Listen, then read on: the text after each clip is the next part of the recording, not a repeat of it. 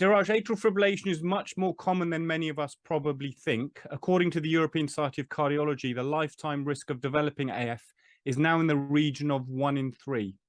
And with the aging of the population and consequent accumulation of comorbidities and risk factors, we are likely to see a significant increase in prevalence over the coming decades. Interestingly, Diraj, we know that men have a higher prevalence of AF. Is there an explanation for this? Yes, there are several possible reasons why this might be the case. First of all, many of the risk factors for atrial fibrillation, such as hypertension, diabetes, sometimes obesity, alcohol excess, they tend to congregate more often in men than women, as you know. And that possibly is a reason why atrial fibrillation tends to be more prevalent. But also, there is a diagnostic gap as well.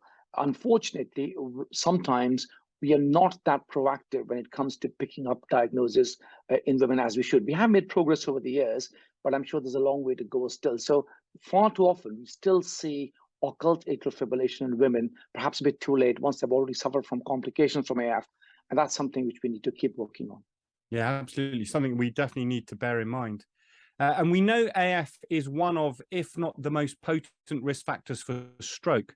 And so with such a high prevalence and potentially devastating consequences, Diraj, in your opinion, should we in primary care be screening for AF? And if so, and I suspect I know your answer on this, we know there are many modifiable and non-modifiable risk factors, age being one of the most influential.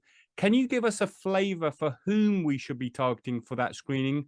In other words, which of our patients are most likely to get AF? So Diraj, who should we be screening? Or should we be screening, and if so, in whom?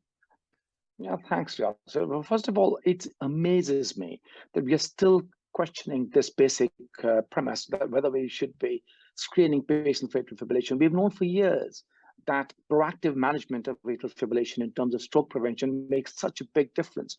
And you, amongst others, have proven it in the community as well, that being proactive, identifying patients with atrial fibrillation, decreasing the stroke risk by oral anticoagulation, amongst other things, reduces the risk of stroke. And yet, we are in a situation where we haven't had consensus on whether we should be screening them. So yes, as you rightly suggested, my answer is that we should screen them. Which are the people we should screen? Now, AF is very much known by the company it keeps. So it tends to congregate in patients who are hypertensive, who are elderly, who have comorbid conditions, some of which you have included in this slide. So these are the patients you should be focusing these screening efforts on. For instance, if you have a hypertension clinic, and that's certainly somewhere where you will see a high prevalence of atrial fibrillation. If you have an obesity clinic, then again, atrial fibrillation is more likely to be picked up there.